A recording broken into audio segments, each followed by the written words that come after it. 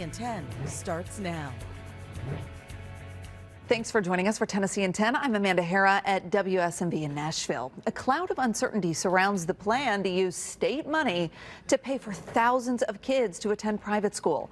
The Senate just passed a budget that does not include money for the controversial voucher program, but one lawmaker says the proposal is still alive. Well, it's not dead in the Senate. We're continuing to have good conversations on our side. So as the sponsor of the bill, it's not dead unless I take it off notice, and I haven't done that. Well, Senator Jack Johnson says he is still pushing the Senate version. That one requires all students take standardized tests and calls for open enrollment. The House bill eases testing requirements and has more teacher benefits. House Speaker Sexton says they won't move the bill forward until they reach a consensus. Meanwhile, some Democrats say they want nothing to do with the vouchers at all.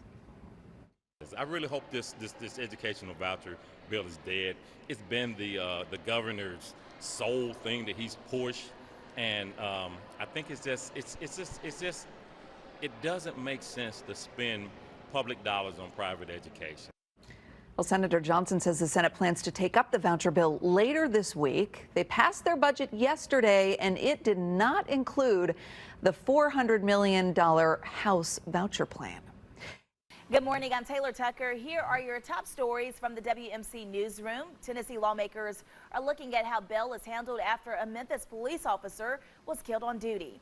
The House passed a bill that would eliminate the question of can you pay for those charged with crimes. There has been a lot of talk about making it tougher for offenders to be released from jail. Most recently, 18-year-old Jalen Lobley, who reportedly shot and killed a Memphis police officer, Joseph McKinney. Now, there is still pushback against this plan.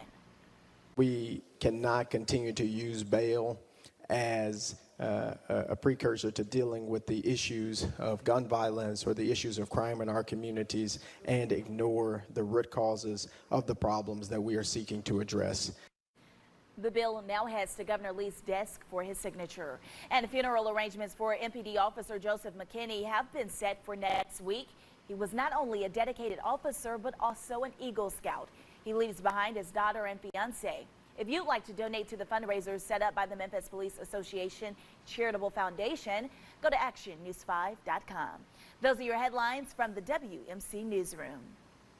Gasps could be heard when lawmakers started talking about a bill requiring that teachers out transgender students to their parents. During a heated debate on the House floor, the bill sponsor, Dixon Republican Mary Littleton, said that parents need to know if their kids are transgender so they have a chance to put them in therapy. That led to an audible reaction from the House's public gallery. The parents they have the right to know what's happening in the school with their children. And I also think that possibly they could get that child some therapy that could help them solve their problems. Every week I come here on the floor and there's some bill bullying gay kids in our schools. Well, the House just passed the bill while the Senate already passed a different version of it. They're set to approve the House version tomorrow and then send it to the governor's desk. A man is accused of trying to rob a gas station in Memphis with a snake. This happened at a Shell gas station just down the road from Graceland. Police say the man demanded money from the worker behind the counter and implied that he had a gun. Then he left and came back with a 5-foot snake and threatened the worker with it while climbing up on the counter. That man was arrested minutes later.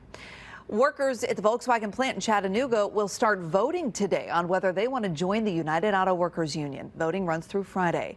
This will be the third UAW election at this plant since 2014.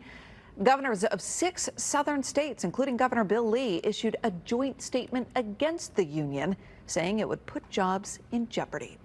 First Alert meteorologist Stefano DiPietro joining us with a look at some unsettled weather for a lot of us, not just today, but possibly tomorrow as well. And then a cool down going into the weekend. So the summer-like weather we've been enjoying for the last couple of days is going to come to an end, really starting at the end of this week. We still have some showers and some thunderstorms that are left over in far east Tennessee as we go through the remainder of this morning and even into the start of the afternoon. The atmosphere should pretty much stabilize the rest of our day today, meaning thunderstorms will be very hard to come by, though I wouldn't completely completely say no to maybe an isolated one or two trying to pop up as we head into the middle of our afternoon. Good range in the temperature, near 70 out in East Tennessee. Middle Tennessee and West Tennessee will be sitting near, if not into the 80s. Things should stay quiet tonight and through most, if not the entire day for tomorrow. It's as we head into tomorrow evening and the overnight that we get another round of widespread scattered showers and thunderstorms, and this will come with another severe weather threat. Right now, that threat is on the lower end for most of the state, with the exception as we get out toward the Smokies. But this even clips areas like Knoxville and Chattanooga, Nashville, Memphis, a 1 out of 5 on the scale. It's a 2 out of 5 as we look up to Tiptonville and the rest of northwest Tennessee. Your main concerns here still going to be damaging wind gusts, heavier rainfall, could be some small hail in any thunderstorm. A tornado threat is very low, but it's not zero, so it is still something we'll need to keep an eye out for. And then beyond all of this is when the cool down really starts to become more apparent for the weekend, Amanda. All right, Stefano, thanks. Thanks for joining us for Tennessee in 10. We'll see you back here tomorrow morning with a look at the big stories from across the state. Have a great day. This is Tennessee in 10, streaming your news and weather across the state in about 10 minutes.